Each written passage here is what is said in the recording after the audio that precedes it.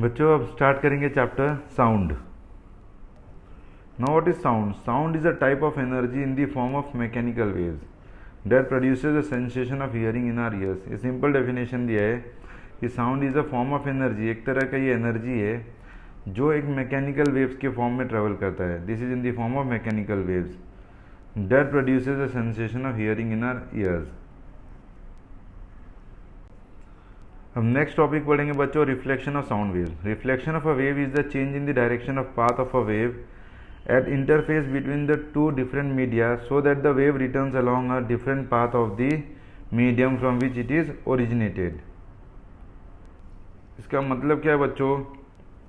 अगर आप एज्यूम करते हो कि ये एक हार्ड सरफेस है, ये ठीक है, ये एयर मीडियम हो गया, ठीक है, और ये सॉलिड मीडियम हो गया। जब साउंड ट्रेवल करेगा तो इस पॉइंट पे आके हिट करेगा, तो this point is called as interface. इसको हम लोग क्या बोलेंगे? इंटरफेस बोलेंगे इस पॉइंट में, बिकॉज यहाँ पे दो मीडियम सेपरेट हो रहा है, एयर और सॉलिड। अब क्या होता है, यहाँ पे साउंड आने के बाद में वो रिफ्लेक्ट होगा, तो मैं रेड कलर से मार्क कर रहा हूँ जो साउंड रिफ्लेक्ट होकर वापस जाएगा। This is called reflected sound. तो this is the phenomena of reflection. तो अब लिख सकते हो, reflection of the wave is the change in direction of the path of a wave at an interface between the two different media. तो यहाँ पे दो डिफरेंट मीडिया, एक एयर हो गया और एक सॉलिड हो गया, उसके इंटरफेस पे रिफ्लेक्शन हुआ, ठीक है, और कहाँ चला जाएगा? Back to the position where it has originated. यहाँ से चला था, टकराने के बाद में वापस अपनी जगह पे आ गया। अब यहाँ नेक्स्ट लिखा है, sound waves also undergo reflection when a sound wave travelling in a medium strikes the surface separating any two media such as wall, metal sheet, hardwood. A part of it incident on the wave gets reflected into the initial medium, obeying the ordinary laws of reflection, that is incident ray, the reflected ray and the normal all lie in the same plane, and the angle of reflection is equal to the angle of incidence. The rest of the wave gets partly absorbed and partly refracted or transmitted into the second medium. Suppose अभी क्या लिखा है यहाँ पे कि अगर है ना ये मीडियम हो गया और साउंड वेव आ रहा है, तो ये क्या करता है, अगर सपोज मैं इसको एंगल पे लेता हूँ, सपोज ये नॉर्मल हो गया, साउंड वेव इस तरह से आ रहा है, तो ये इस तरह से रिफ्लेक्ट होगा। तो आप लिख सकते हो angle of incidence equal to angle of reflection. तो ये फर्स्ट फिनोमिना हो गया, रिफ्लेक्शन फॉलो कर रहा है, कुछ वो रिफ्रैक्ट हो जाता है, मतलब कुछ अंदर एब्जॉर्ब हो जाएगा, ठीक है बच्चों। और नेक्स्ट लास्ट पॉइंट क्या लिखा हुआ है, यहाँ लिखा है कि the incident ray, the reflected ray, sorry incident wave and the reflected wave and the normal all lie in the same plane. मतलब ये हो गया कि it obeys the laws of reflection. Now for reflection of longitudinal sound waves the size of the reflective surface should be bigger enough than the wavelength of sound wave.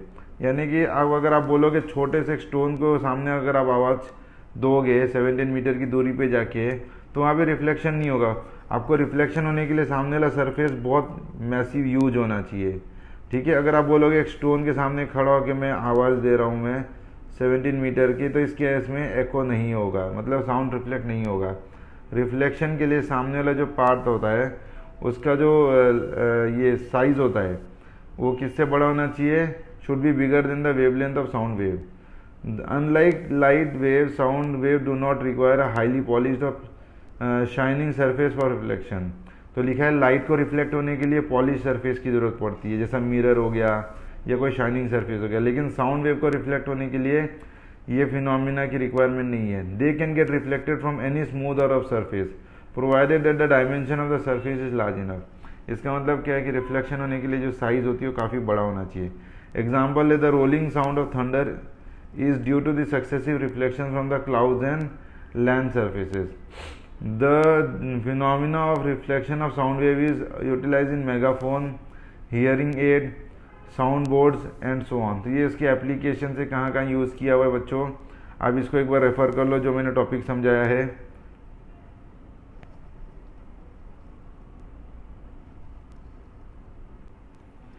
Now students, one point we have to note that the sound audible to us has a very wide frequency range from 20 Hz to 20,000 Hz।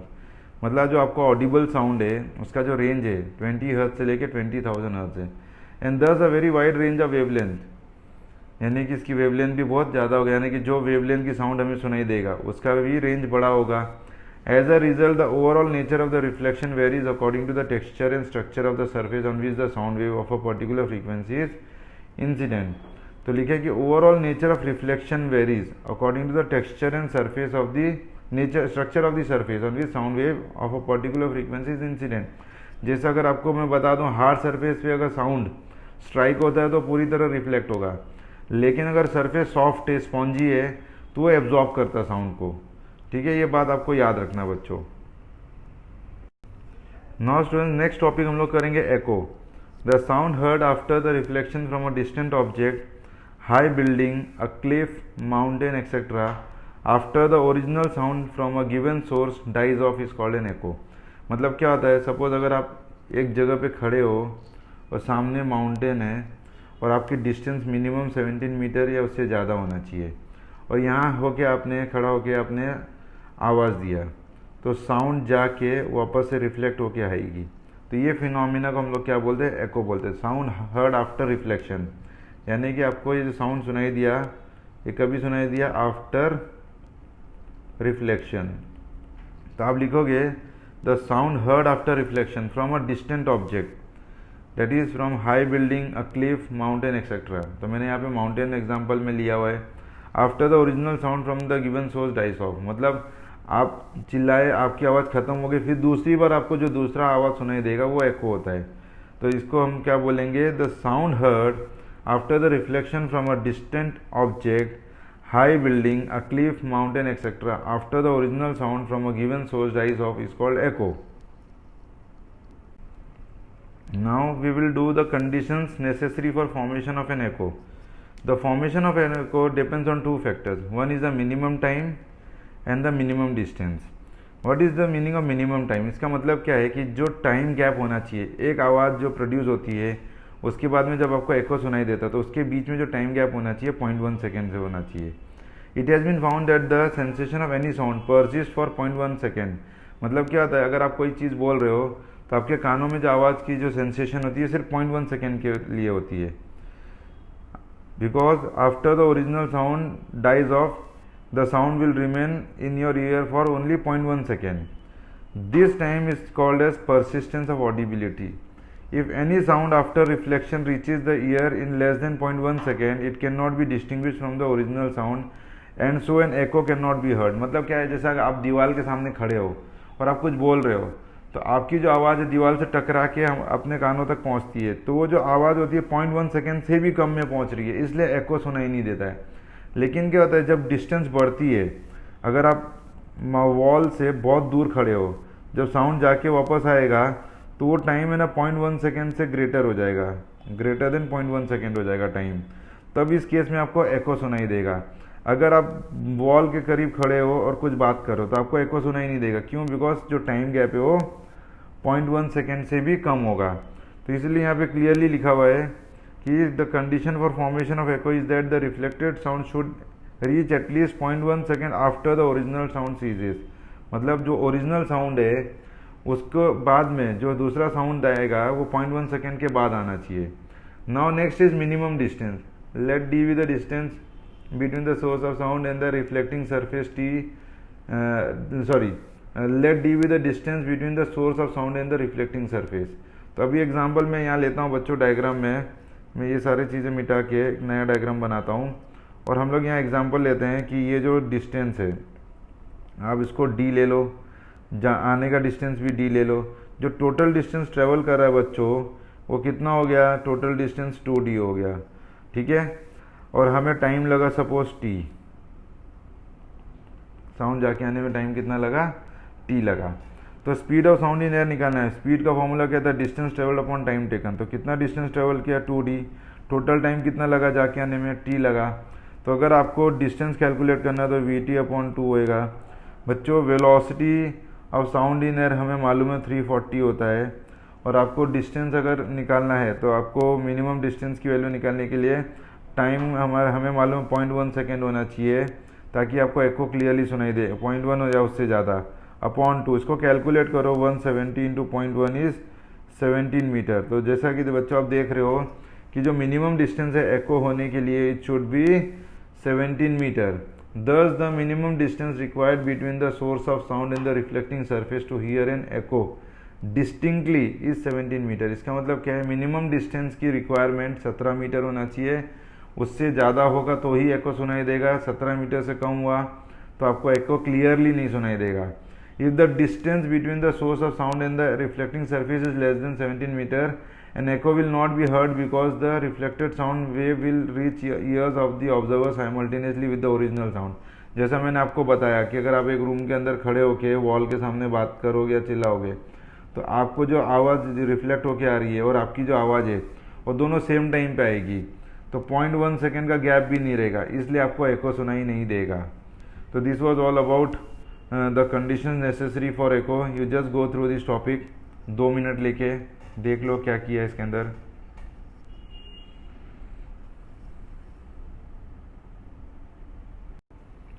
तो conditions for hearing an echo distinctly, the minimum distance between the source of sound and the reflecting surface should be 17 metre in air.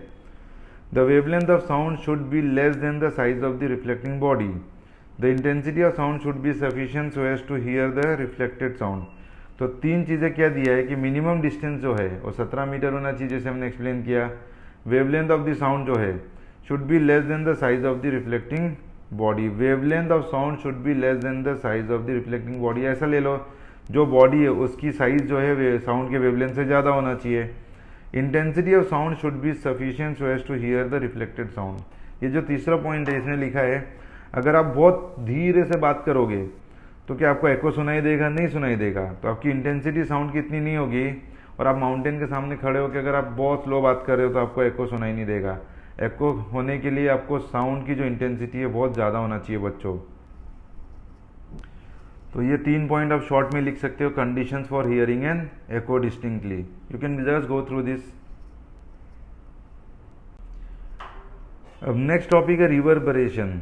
When a series of repeated reflections fall on the ear from various reflectors, one after the another, the sound gets prolonged and a continuous rolling sound can be heard. This is known as reverberation. Reverberation क्या होता है? जैसा कि आप एक hall में बात कर रहे हो या एक रूम में बात कर रहे हो, तो पहला वाला साउंड जो खत्म नहीं हुआ है, दूसरा वाला साउंड का एको आपके कानों पे पहुंच गया है, तो इस कंडीशन में क्या होता है? रिवर्बरेशन होता है। जैसा मैं बोलता हूँ hi hello how are you, तो हाय हेलो पे जैसे पहुंचूंगा, हाउ पे पहुंचूंगा तो हाय आपके वर्ड कानों में आ जाएगा। तो ये जो वर्ड होती है हाय और हाउ, ये दोनों एक दूसरे का रिपीट होएगा। तो जो साउंड में जो बोलते जा रहा हूँ और जो एको है, जब ये दोनों एक दूसरे के ऊपर ओवरलैप होएगा, ठीक है, या प्रोलॉन्ग होगा, तो आप उसको रिवर्बरेशन बोलोगे। तो उस केस में बच्चों आपको साउंड क्लियरली सुनाई नहीं देगा, सामने वाला क्या बोल रहा है वो सुनाई नहीं देगा। आवाज़ तो आएगी लेकिन वो क्या बोल रहा है क्लियरली सुनाई नहीं देगा। क्यों? बिकॉज आपका जो पहला जो आप बोल रहे हो hi hello how are you, तो हाय हेलो जैसे आप हाउ पे पहुंचोगे, हाय रिफ्लेक्ट होके आ चुका है आपके कानों पे, तो हाउ और हाय ये दोनों ओवरलैप हो रहा है। तो इस तरह से बच्चों आपको ध्यान देना है कि रिवर्बरेशन को अवॉइड करने के लिए हमें क्या करना पड़ता है? साउंड एब्जॉर्बर्स यूज़ करना पड़ता है। थिएटरों में भी रिवर्बरेशन होता है, उसको बचने के लिए उससे आपने देखा होगा जो हमारे चेयर्स होते हैं स्पॉन्जी होते हैं, कर्टेन्स यूज़ करते हैं, बहुत सारी चीज़ें होती है जो रिवर्बरेशन को अवॉइड करता है। When a series of repeated reflection fall on the ear from various reflectors one after another, the sound gets prolong and a continuous rolling sound can be heard. This is known as reverberation. This effect occurs only when the distance between the reflector and the source of sound is less than 17 metre. मैंने आपको जैसा बताया hall वगैरह में या बड़े rooms में होते हैं। And no echo is formed, echo form नहीं हो रहा है, लेकिन क्या है साउंड रिफ्लेक्ट होकर आपके कानों में आ रहा है, तो आप उसको क्या बोलोगे? रिवर्बरेशन। एग्जाम्पल मैंने इसके पहले बताया कि रिफ्लेक्ट होकर आ रहा है, तो वो एको नहीं हो रहा है, वो रिफ्लेक्ट होकर आ रहा है। एको कब होता है? जब डिस्टेंस 17 मीटर से ज़्यादा होता है। एको का मतलब क्या होता है? जो 2 डिस्टिंक्ट साउंड क्लियरली सुनाई देगा तब उसको एको बोलेंगे। अच्छा, एग्जाम्पल है reverberation occurs in a person if a person speaks in a large empty room और in large monument such as Taj Mahal, तो उस केस में आपको रिवर्बरेशन सुनाई देगा। बच्चों नेक्स्ट टॉपिक करेंगे use of echo to determine the speed of sound in air. A method for determining the speed of sound to find out the time interval of hearing an echo of a hill top और a cliff. तो बच्चों आप एको की मदद से sound की speed निकाल सकते हो। A method for determining this is what we will do. आप क्या करोगे, आप है ना एक हिल टॉप पे चले जाओगे। सपोज मैं एक हिल टॉप बना रहा हूँ यहाँ पे, और यहाँ पे खड़े करोगे। अब आप क्या करोगे, आप एक हाथ में स्टॉप वॉच लोगे और एक हाथ में पिस्टल लोगे और फायरिंग करोगे और स्टॉप वॉच सेम टाइम पे ऑन करोगे। मतलब फायरिंग और स्टॉप वॉच ऑन करोगे, दोनों साथ में होगा। अब क्या होता है, सामने क्लिफ है, साउंड जाएगा। अब डिस्टेंस सपोज ले लो 100 मीटर है, फॉर नॉन डिस्टेंस से एग्जांपल 100 मीटर है। साउंड जाके सामने से टकरा के वापस आएगा तो आपको एको सुनाई देगा। जैसे एको सुनाई देगा, आज स्टॉप वॉच को स्टॉप कर दोगे। फिर क्या करोगे, टाइम नोट करोगे बच्चों आप। तो टाइम नोट किया आपने सपोज टी। तो अगर मैं बोलूँगा कि आपके पास फॉर्मूला जो है, स्पीड का फॉर्मूला यूज़ करूँगा मैं, डिस्टेंस अपॉन टाइम। तो डिस्टेंस कितना लिया बच्चों, ट्वाइस ऑफ डी होएगा, जाने का डिस्टेंस और आने का डिस्टेंस 2d होएगा। आपको जो भी टाइम मिला वो आएगा, तो आपको क्या मिल जाएगा, velocity of sound in air. तो आप ये एक्सपेरिमेंट को 3 से 4 बार रिपीट करोगे, 3 to 4 टाइम्स। या इससे क्या होता है, आपको एक्यूरेसी मिलेगी। आपकी जो रीडिंग्स है उसमें आपको एवरेज निकालने के लिए इजी रहेगा। 3 to 4 टाइम्स कम से कम करोगे तो एक्सपेरिमेंट आपको एवरेज वैल्यू निकाल के देगा, और वो एवरेज वैल्यू से आप speed of sound in air को नोट डाउन कर सकते हो।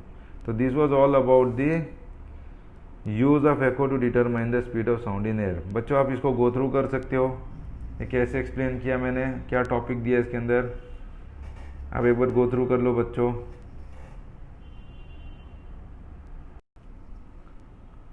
स्टूडेंट्स, नाउ नेक्स्ट टॉपिक हम लोग पढ़ेंगे एप्लीकेशंस ऑफ एको। पहला एप्लीकेशन है सोनार, साउंड नेविगेशन एंड रेंजिंग। अभी इसमें क्या दिया, it is a technique of using ultrasonic sound waves frequency greater than 20,000 hertz to locate underwater object. It is used by warships or sailing ships to locate underwater submarines or depth of the ocean bed and so on. And ultrasonic waves can travel undeviated underwater for many kilometers and are not easily absorbed by the medium, unlike sounds in the audible range. तो आपको मालूम है जो Audible range के sounds होते हैं वो दूर डिस्टेंस ट्रेवल करते करते एटमॉस्फेयर में या मीडियम में एब्जॉर्ब हो जाते हैं, लेकिन जो अल्ट्रासोनिक साउंड होता है, ठीक है, उसकी फ्रीक्वेंसी जो 20,000 हर्ट्ज से ज़्यादा होती है। अल्ट्रासोनिक मतलब 20,000 हर्ट्ज से ज़्यादा, और इंफ्रासोनिक मतलब 20 हर्ट्ज से नीचे। ये हमने छोटे क्लास में किए हुए थे।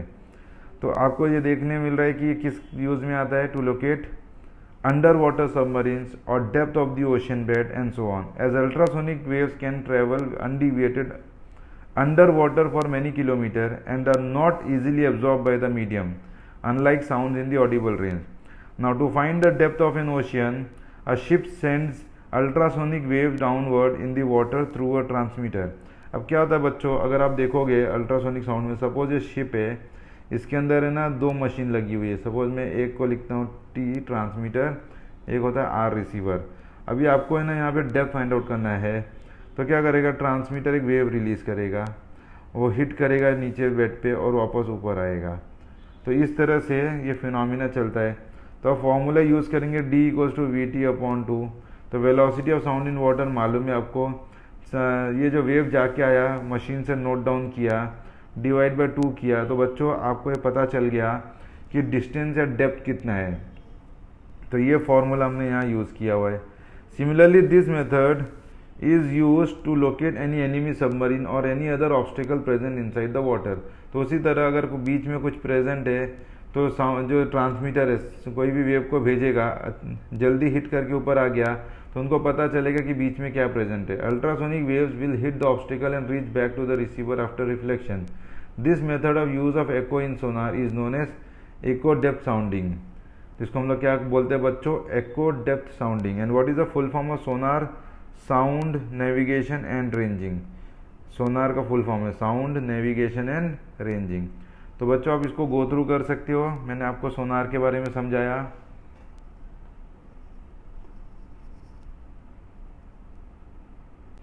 स्टूडेंट्स, नेक्स्ट टॉपिक है एप्लीकेशन ऑफ एको का, रडार। इसका फुल फॉर्म है radio detection and ranging. In this technique, instead of sound waves, electromagnetic waves of long wavelength such as radio waves are used to locate an enemy aircraft or ship. Radio waves are sent in all directions in space. The radio waves on striking an aircraft get reflected, which are in turn received by the receiver on the radar device itself. On receiving the radio waves, the position of the enemy aircraft can be located. इसका मतलब क्या है बच्चों, अगर suppose नीचे एक equipment लगी हुई है रडार कर, यहाँ पे पोजीशन पे रडार है। अब रडार क्या करता है, साउंड वेव्स फेंकता है एयर स्पेस में। अब क्या होता है, अगर कोई एनिमी का प्लेन है हवा में, तो क्या होगा, ये जाके हिट करेगा और नीचे रिसीवर लगा होता है, ये है सपोज रिसीवर है, तो क्या होगा, ये वेव जाके हिट करके वापस आएगा और है ना एनिमी किस पोजीशन पे है लोकेट करेगा। जितनी जगह पे ये एरोप्लेन मूव होएगा, आगे की तरफ मूव होएगा, तो ये वेव हिट करेगा और रिफ्लेक्ट होगा।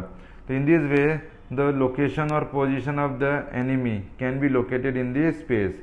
तो बच्चों ये था रडार के बारे में, आप इसको एक बार रीड कर सकते हो।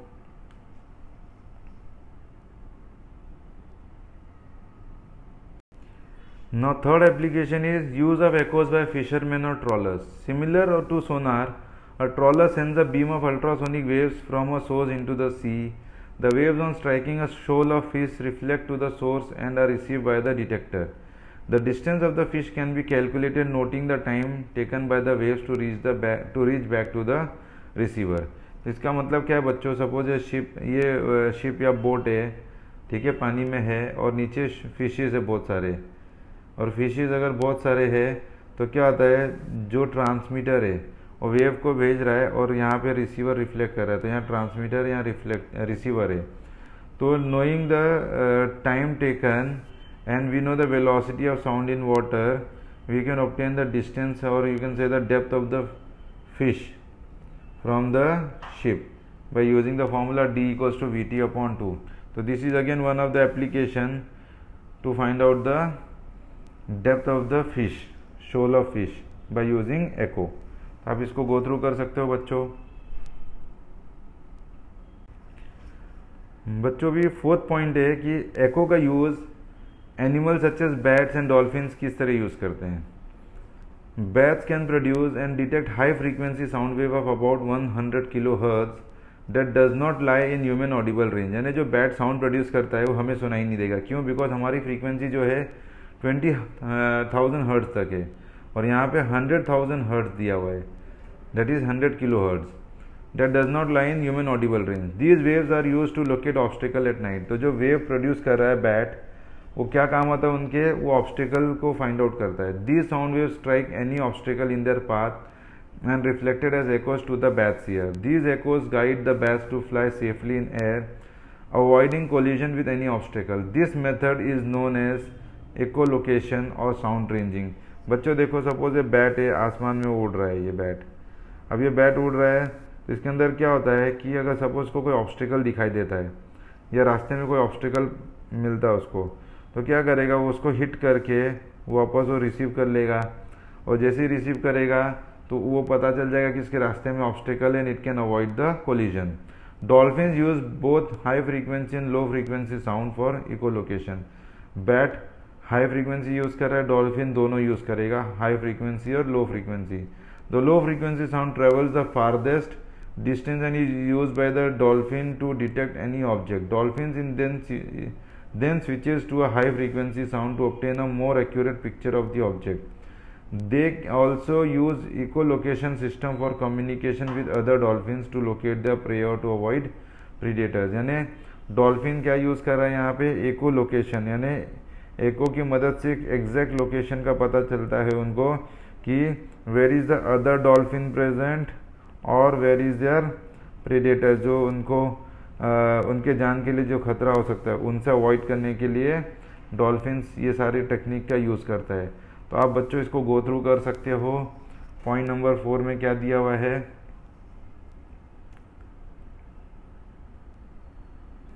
नेक्स्ट यूज है use of echoes in medical science. The echo method of ultrasound wave is use by doctors to observe images of soft tissue in the human body such as liver, gallbladder, stomach and uterus. It is known as ultrasonography. इसको हम लोग क्या बोलते हैं बच्चों? Ultrasonography. आपने देखा होगा डॉक्टर लोग कभी कभी पेट का सोनोग्राफी करते हैं, किडनी हो गया या आपका लीवर हो गया, तो वहाँ पे हम जो टेक्निक यूज़ करते हैं सोनोग्राफी को बोलते हैं अल्ट्रासोनोग्राफी।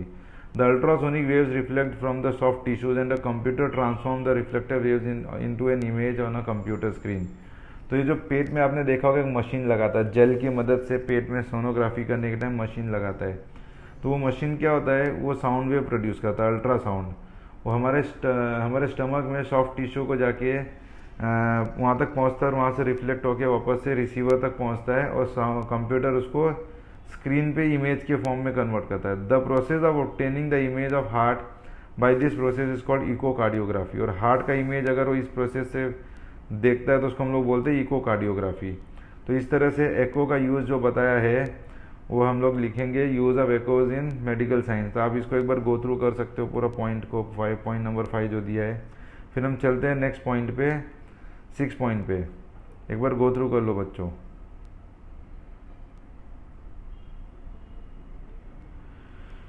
हम नेक्स्ट पॉइंट पे चलते हैं, 6 point. Echoes are also use by geologist for mineral inspection and by military man to locate gun position of enemy army. यानी एको का एक और यूज़ होता है कि सामने वाले का गन का पोजीशन क्या है, एको की मदद से ये लोग फाइंड आउट कर सकते हैं। तो echoes are also used by geologist for mineral inspection and by military man to locate the gun position of enemy army. तो बच्चों ये 6 यूजेस था, आप इसको एक बार पूरा अच्छे से रीड कर लेना।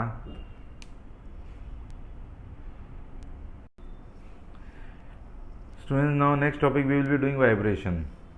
Vibration is a mechanical phenomena in which oscillations occur about an equilibrium point if a disturbance is caused in a body। यानी कि टू एंड फ्रो मोशन जैसा ऑसिलेशन जैसा होता है उसको आप वाइब्रेशन बोल सकते हो। ऑसिलेशन में भी रैंडम और periodic.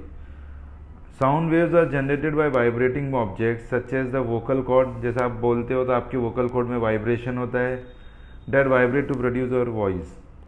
Vibrations can be of 3 types: free or natural vibration, damped vibration and forced vibration। तो वाइब्रेशन के 3 टाइप क्या है बच्चों? फ्री और natural vibration, damp vibration and force vibration. तो वाइब्रेशन के 3 टाइप याद रखोगे। अब एक एक करके हम डिस्कस करेंगे बच्चों। हम फर्स्ट टॉपिक पढ़ेंगे फ्री और नेचुरल वाइब्रेशन।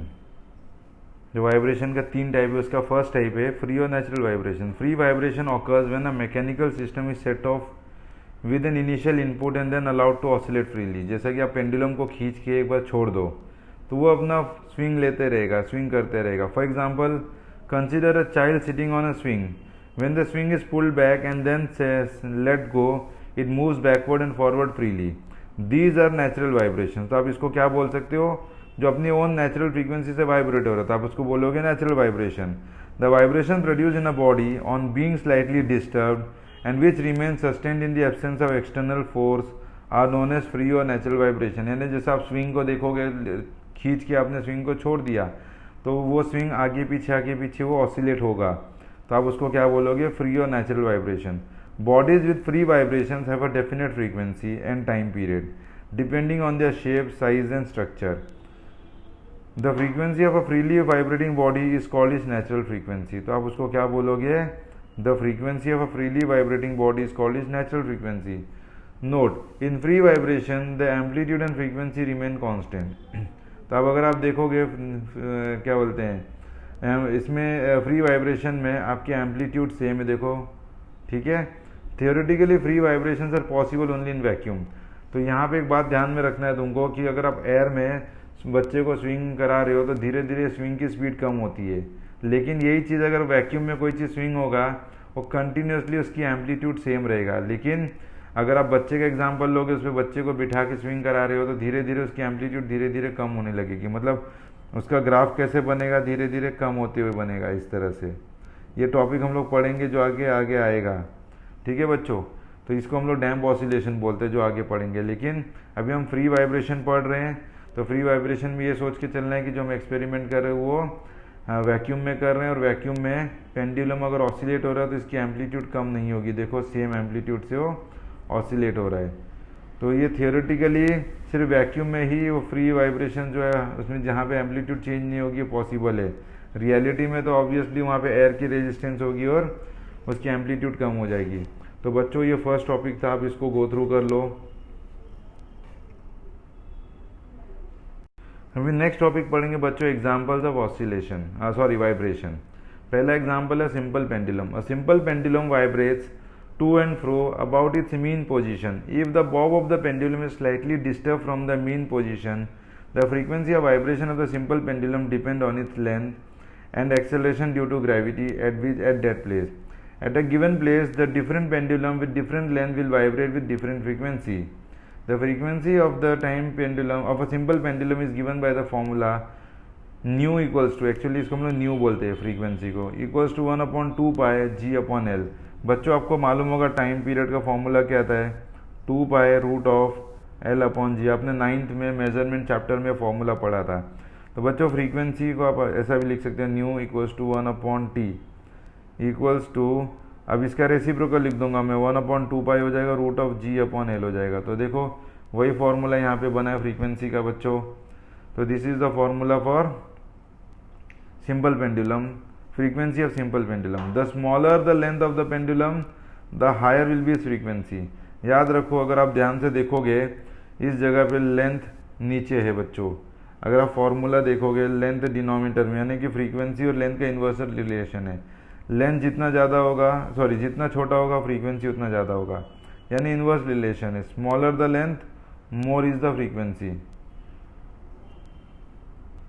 तो लिखा the smaller the length of the pendulum higher will be frequency. Thus if at a place on the earth surface where gravity is taken is 9.8 metre per second square and length of the pendulum is 0.25 metre, यानी कि अगर आप इसको 0.25 लेते हो और अगर इसको 9.8 लेते हो तो फ्रीक्वेंसी की वैल्यू कितना आएगा, 1 हर्ट्ज आएगा। ये जो 1 हर्ट्ज दिख रहा है ये वैल्यू आएगा, यानी फ्रीक्वेंसी की वैल्यू 1 हर्ट्ज कब होगा, जब आप जी के वैल्यू 9.8 लोगे, ठीक है, और लेंथ ऑफ द पेंडुलम 0.25 लोगे, तब आपको आंसर कितना आएगा बच्चों, 1 हर्ट्ज आएगा।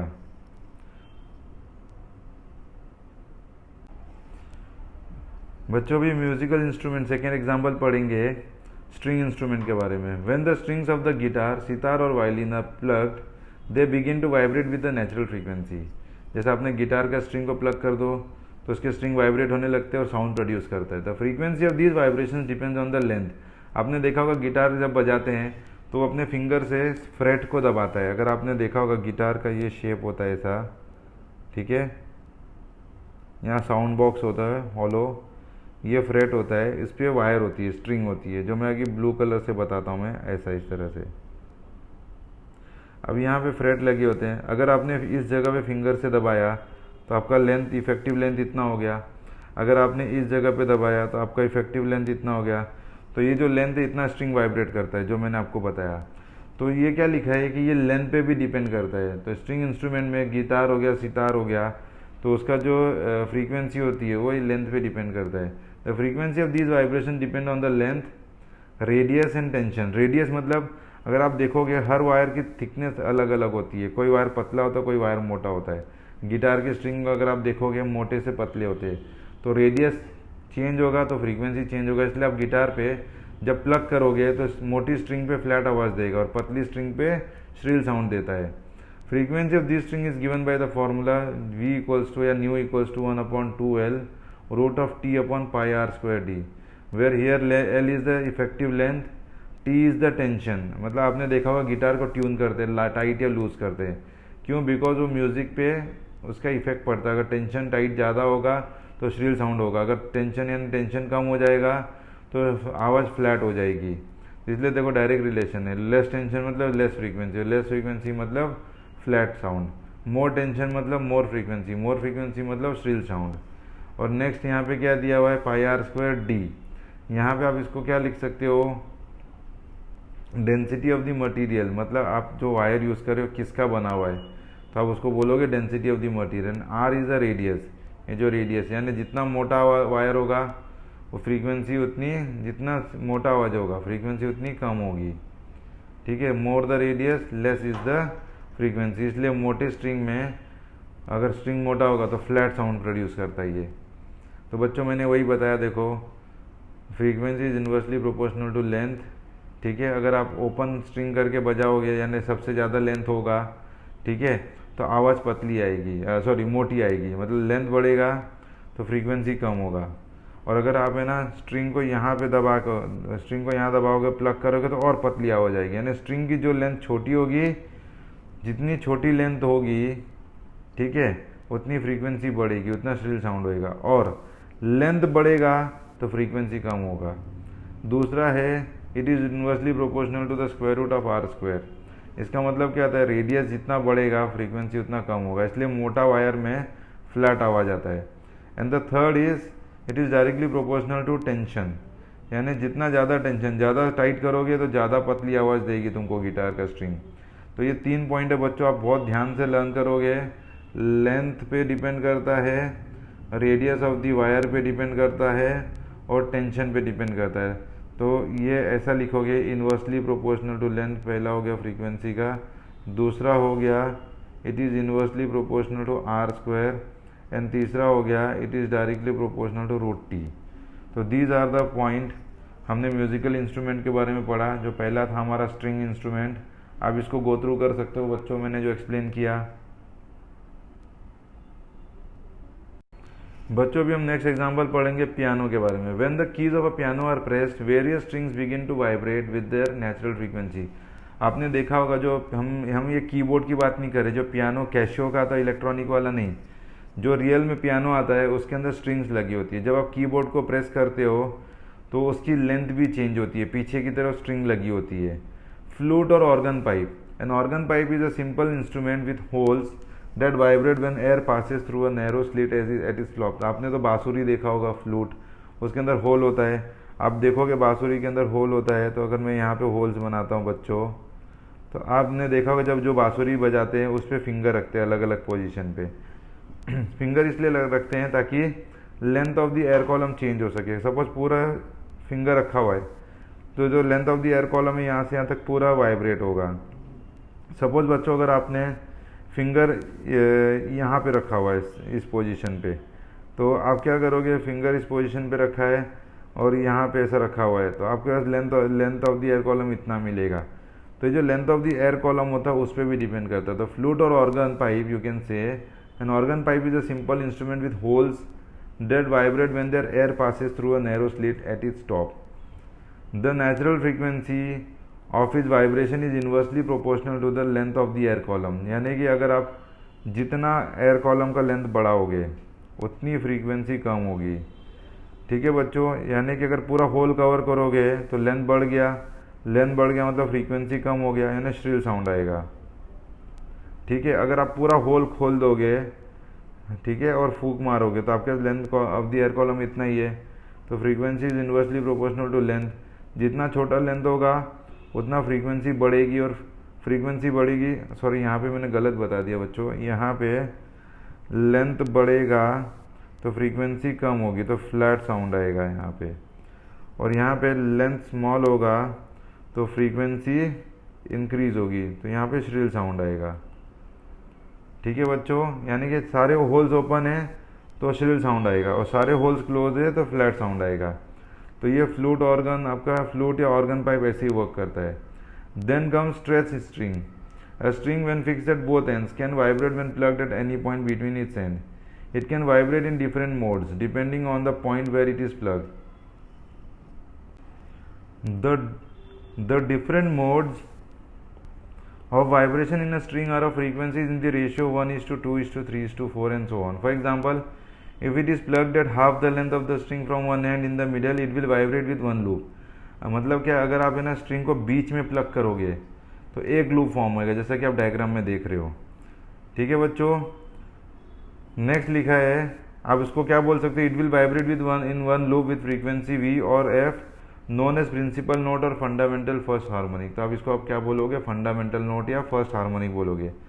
The frequency will vary depending on the number of loops of different which is the frequency will vary depending on the number of loops of vibration which in turn depends on the point on the string where it is plucked. If the string is plucked at 1/4 length of the string from any end it will vibrate in 2 loops. मतलब बच्चों अगर आप है ना string है, अगर आप string को बीच में प्लग करोगे तो ये आपको मिलेगा, इस पॉइंट ए पे प्लग किया, पॉइंट बी पे प्लग करोगे 1/4 लेंथ पे तो आपको इस तरह से लूप मिलेगा बच्चों।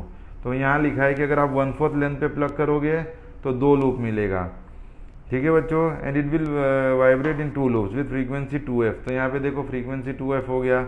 It is called first subsidiary vibration. इसको हम लोग फंडामेंटल नोट बोलते हैं या फंडामेंटल हार्मोनिक बोलते हैं या फर्स्ट हार्मोनिक बोलते हैं। इसको आप फर्स्ट सब्सिडियरी वाइब्रेशन बोलोगे और सेकेंड हार्मोनिक। तो this was first harmonic, this is second harmonic. If it vibrates in 3 loop which happens when it is plucked at 1/6 length. बच्चों अगर आप इसको 1/6 लेंथ पे करोगे प्लग, यानी कि अगर टोटल लेंथ जो भी है उसका 1/6 लेंथ ले लो, 1/6 ऑफ टोटल, तो ये कितना कितना ये फॉर्म करेगा लूप बच्चों? ये 3 लूप फॉर्म करेगा, यानी कि इसकी फ्रीक्वेंसी आप 3f लोगे। आप इसको बोलोगे सेकेंड सब्सिडियरी वाइब्रेशन और third harmonic, and this will go on. आप जैसे जैसे लेंथ चेंज करोगे प्लकिंग का, उस तरह से आपको नंबर ऑफ लूप्स फॉर्म करके देगा ये। बच्चों अभी नेक्स्ट एग्जांपल पढ़ेंगे आप fourth. Spring, when a spring with a load suspended from it is stretch और compressed and then released, it will begin to vibrate. Its frequency depends on the mass of the suspended load and hardness of the spring, that is आप उसको spring constant बोल सकते हो। If the mass is decrease the frequency will decrease and vice versa. तो यानी कि क्या है, मास और फ्रीक्वेंसी का इन्वर्स रिलेशन है। यहाँ लिखे if the mass is decrease the frequency will increase. तो मास कम करोगे तो फ्रीक्वेंसी बढ़ेगा वाइब्रेशन का, और मास ज़्यादा होगा, यानी कि मेरा कहने का मतलब क्या है कि अगर आप एक स्प्रिंग को सस्पेंड करो एक हैवी वेट से, आप उसको नीचे खींचो तो ऊपर और नीचे वो वाइब्रेट होगा। यानी कि बच्चों मास ज़्यादा होगा तो वाइब्रेशंस भी ज़्यादा होंगे। तो बच्चों आपने देखा कि ये मास पे डिपेंड करेगा वाइब्रेशन, फ्रीक्वेंसी और वाइब्रेशन। मतलब मास ज़्यादा होगा तो वाइब्रेशन कम हो जाएगा, तो उसका मतलब फ्रीक्वेंसी कम हो जाएगा, बिकॉज मास और फ्रीक्वेंसी की इनवर्स रिलेशन है। नेक्स्ट आ जाते हैं हम लोग ट्यूनिंग फोक पे। When a tuning fork is struck against a rubber pad, it begins to vibrate with its natural frequency and produces a sensation of sound to our ears. The vibration produce is of single frequency and is called as pure note. तो frequency अपने natural frequency से vibrate होता है। For example अगर आप बोलोगे 512 hertz की tuning फोक है, आपने उसको हिट किया रबर पैड पे, तो वह कितने फ्रीक्वेंसी से वाइब्रेट होगा? 512 हर्ट्ज से ही वाइब्रेट होगा, और कोई दूसरा फ्रीक्वेंसी से वाइब्रेट नहीं होगा। उसी तरह अगर आप दूसरा फ्रीक्वेंसी लोगे जिसकी फ्रीक्वेंसी 128 है, तो 128 की फ्रीक्वेंसी से वाइब्रेट होगा। तो आप उसको क्या बोलोगे? वर्ड याद रखो, प्योर नोट। फंडामेंटल नोट को हम लोग प्योर नोट भी बोलते हैं, एक ही नोट से जो वाइब्रेट होता है। A metal blade, when a metal blade clamped at one of its end is gently disturbed, it begins to vibrate. The frequency of the blade can be increased or decreased by changing the length, as the frequency is inversely proportional to length. जैसा कि आप बच्चे कभी कभी example करते हैं कि आप ना एक स्केल ले लेते हो, टेबल के एक एंड पे आप इसको प्रेस करते हो, और प्रेस करने के बाद में यहाँ पे इसको प्लग करोगे, तो क्या देखते हो बच्चों? ये ऊपर नीचे वाइब्रेट हो रहा है। तो ये वाइब्रेशन जो है, इसकी लेंथ जितनी ज़्यादा होगा वाइब्रेशन उसका ज़्यादा होगा। समझ में आया तुमको? इसका मतलब क्या हो गया? Frequency is inversely proportional to length.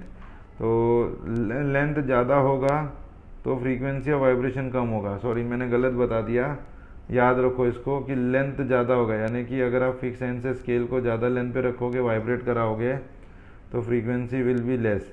और अगर आप आधा स्केल को ऐसा इस पॉइंट पर पकड़ के इसको वाइब्रेट कराओगे तो फ्रीक्वेंसी विल बी मोर, जैसा कि मैंने आपको स्ट्रिंग के एग्जाम्पल में समझाया था। तो ये हो गया आपका मेटल ब्लेड का एग्जाम्पल बच्चों।